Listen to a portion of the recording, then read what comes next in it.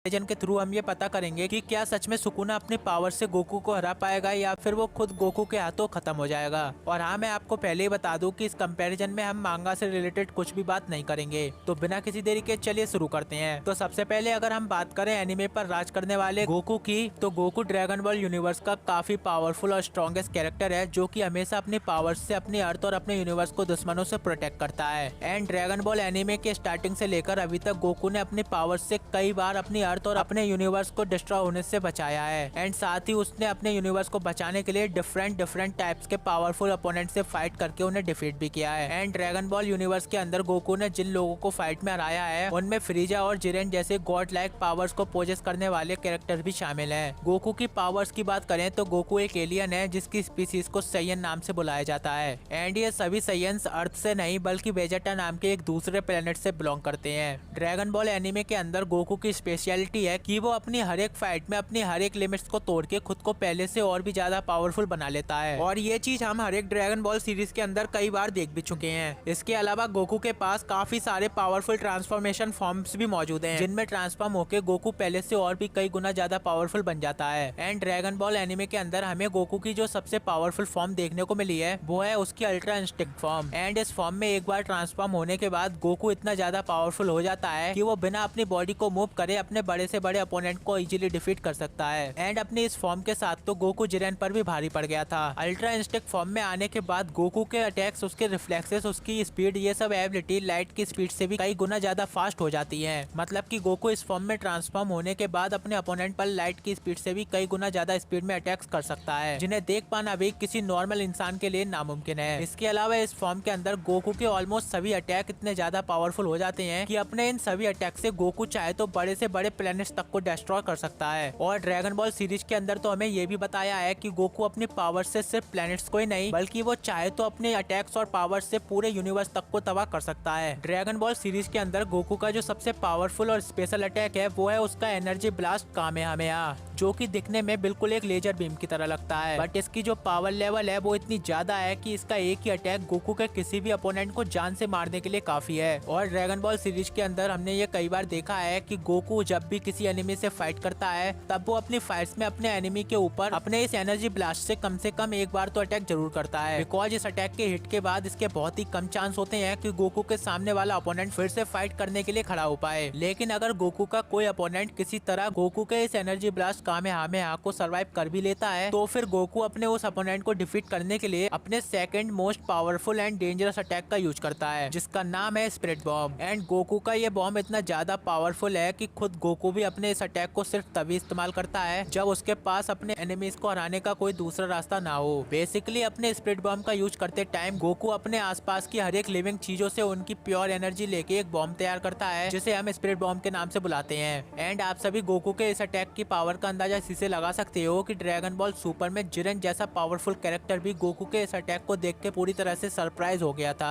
But ये सब तो फिर भी कुछ भी नहीं, बिकॉज इन सब पावरफुल अटैक्स के अलावा गोकू के पास गोकू टेलीपोर्टेशन भी मौजूद है, जिसकी हेल्प से गोकू कहीं पर भी चुटकियों में टेलीपोर्ट हो जाता है। और अपनी इस एबिलिटी को गोकू अपनी हर एक फाइट में अपने एनिमीज पर अटैक करने और उनके अटैक से बचने के लिए यूज करता है। बात करें गोकू की फिजिकल एबिलिटीज की तो गोकू की बॉडी की सभी फिजिकल एबिलिटीज लिमिटलेस हैं। मतलब कि ड्रैगन बॉल एनिमे के अंदर हमें आज तक गोकू की फिजिकल एबिलिटीज की कोई भी लिमिट्स नहीं दिखाई गई। गोकू जब भी अपनी फाइट्स में हारने वाला होता है तब गोकू अपनी एक बिल्कुल ही नई फॉर्म में ट्रांसफॉर्म होकर उस फाइट को किसी न किसी तरह जीत ही जाता है। एंड यही बात उसे बनाती है गॉड गोकू। तो गोकू के बारे में तो हम बहुत बातें कर चुके, इसलिए अब बात करते हैं जुजुत्सु काइसेन एनिमे में दिखाए गए रियोमन सुकुना की। तो रियोमन सुकुना जुजुत्सु एनिमे के अंदर दिखाया गया काफी पावरफुल और डेंजरस एक कर्स स्पिरिट है, जिसको जेजे के यूनिवर्स में किंग ऑफ कर्सेस भी बताया गया है, जिसे हरा पाना किसी भी कर्स स्पिरिट और जुजुत्सु सॉर्सरर के लिए इम्पॉसिबल है। यहाँ तक कि सातोरु गोजो जैसा पावरफुल सॉर्सरर भी अपनी पावर से सुकुना को हरा नहीं सकता।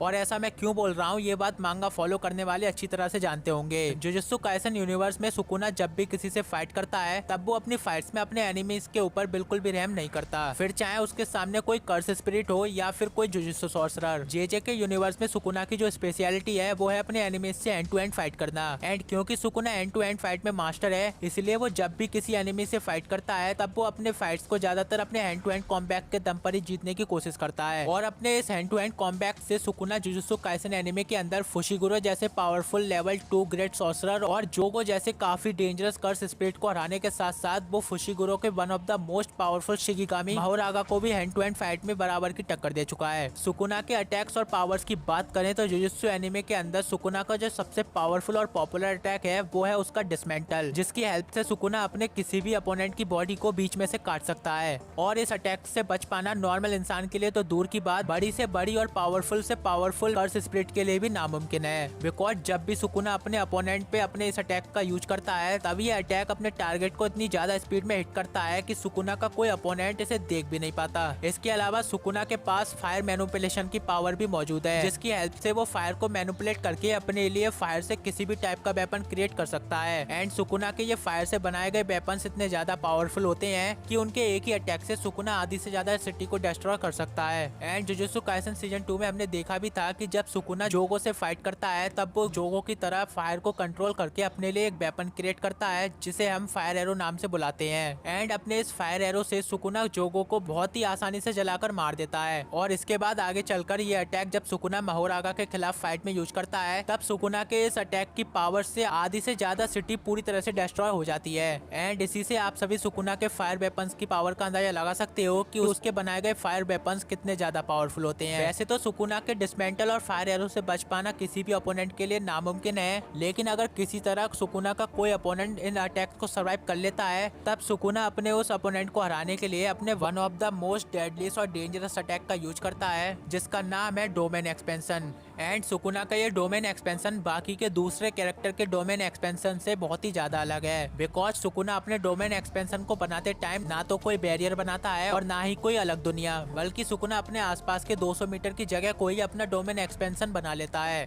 और एक बार सुकुना का डोमेन पूरी तरह से बनने के बाद उस 200 मीटर की जगह पर सिर्फ सुकुना के रूल्स चलते हैं। सुकुना अपने इस डोमेन एक्सपेंशन के अंदर जिस भी ओपोनेंट को कैप्चर करता है उसके ऊपर सुकुना अपने थाउजेंड्स ऑफ स्लैशेस से अटैक करता है, जिस वजह से सुकुना के अपने डोमेन में किसी भी अपोनेंट को फंसाने के बाद सुकुना उस अपोनेंट को कुछ ही सेकंडों में जान से मार सकता है। और जुजुत्सु काइसेन सीजन 2 में सुकुना ने अपने इसी अटैक से माहोरागा जैसे पावरफुल शिगिगामी को हराया था। इसके अलावा सुकुना अभी गोजो की तरह रिवर्स में सुकुना अपने इस डोमेन एक्सपेंशन के अंदर जिस भी ओपोनेंट को कैप्चर करता है उसके ऊपर सुकुना अपने थाउजेंड्स ऑफ स्लैशेस से अटैक करता है, जिस वजह से सुकुना के अपने डोमेन में किसी भी ओपोनेंट को फंसाने के बाद सुकुना उस ओपोनेंट को कुछ ही सेकंडों में जान से मार सकता है। और जुजुत्सु काइसेन सीजन 2 में सुकुना ने अपने इसी अटैक से माहोरागा जैसे पावरफुल शिगिगामी को हराया था। इसके अलावा सुकुना अभी गोजो की तरह रिवर्स कर्स टेक्निक का यूज करके अपने बॉडी की बड़ी से बड़ी इंजरीज को हील और अपने बॉडी के किसी भी पार्ट को दोबारा से रीजनरेट कर सकता है। एंड जुजुत्सु काइसेन एनीमे के अंदर हमने देखा भी था कि जब एक कर्स एनर्जी यूजी के हाथ को काट देती है तब सुकुना अपने रिवर्स कर्स टेक्निक से यूजी के हाथ को 2 से 3 सेकंड में ही फिर से रीजनरेट कर देता है। एंड यहाँ पर सुकुना की रीजनरेशन स्पीड हमें गोजो की रीजनरेशन स्पीड से बहुत ही ज्यादा फास्ट देखने को मिलती है। बट क्या सुकुना की ये सभी पावर्स गोकू से फाइट करने में काम आएंगी या फिर नहीं, आइए जानते हैं। तो रेमन, सुकुना और गोकू ये दोनों ही कैरेक्टर अपने अपने यूनिवर्स के अंदर one of the most powerful being है, जिन्हें हरा पाना किसी भी दूसरे कैरेक्टर के लिए ऑलमोस्ट इम्पॉसिबल है।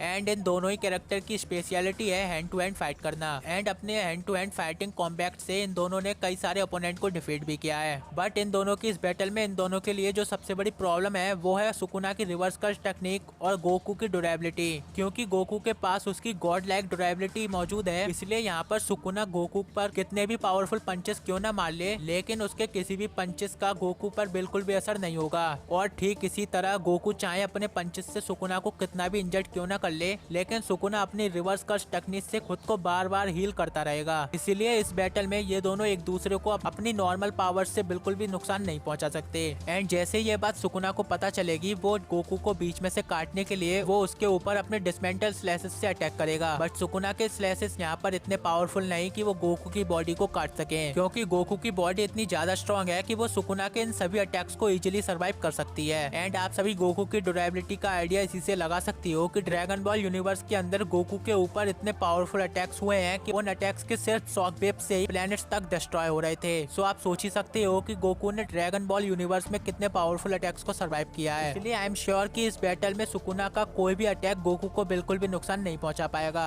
और रही बात सुकुना के डोमेन एक्सपेंशन की, तो मैंने आपको पहले ही बताया था कि सुकुना का डोमेन एक्सपेंशन एक ओपन डोमेन है जिसका कोई भी बैरियर नहीं है और कोई भी सुपर स्पीड वाला कैरेक्टर चाहे तो इस डोमेन से इजीली बाहर निकल सकता है। एंड क्योंकि गोकू के पास उसका गोकू टेलीपोर्टेशन है, इसलिए वो सुकुना के डोमेन के अंदर से इजीली टेलीपोर्ट होके बाहर आ सकता है। इसके अलावा अभी तक तो हमने गोकू के अल्ट्रा इंस्टिंक्ट फॉर्म के बारे में बात ही नहीं की, क्योंकि एक बार गोकू के इस फॉर्म में ट्रांसफॉर्म होने के बाद सुकुना का कोई भी अटैक गोकू को छू भी नहीं पाएगा, क्योंकि इस फॉर्म के अंदर गोकू लाइट की स्पीड से भी कई ज्यादा स्पीड में मूव और अटैक्स कर सकता है। एंड अपने इस फॉर्म में आने के बाद गोकू सुकुना पर हर एक सेकंड में इतने अटैक्स करेगा जिन्हें देख पाना भी सुकुना के लिए नामुमकिन होगा। और रही बात सुकुना के हीलिंग पावर्स की, तो जितनी देर में सुकुना अपनी एक इंजरी को हील करेगा तब तक गोकू अपने स्पीड और अटैक से सुकुना को 20-30 इंजरीज और पहुंचा देगा। इसलिए इस बैटल में मुझे ऐसा लगता है कि सुकुना पावरफुल तो है, बट वो अभी इतना पावरफुल नहीं कि वो अपनी पावर से एनिमे गॉड को हरा सके। इसलिए इन दोनों की इस बैटल में मुझे ऐसा लगता है कि सुकुना गोकू के अल्ट्रा इंस्टिंक्ट फॉर्म के आगे हार जाएगा और गोकू इस बैटल को बहुत ही आसानी से जीत जाएगा। बट आपको क्या लगता है? आप मुझे अपना ओपिनियन कमेंट में जरूर बताना। और अगर आपने अभी तक हमारा गोजो वर्सेस अवेंजर्स वाला कंपैरिजन नहीं देखा है तो आप उसे भी जाकर चेकआउट कर सकते हो।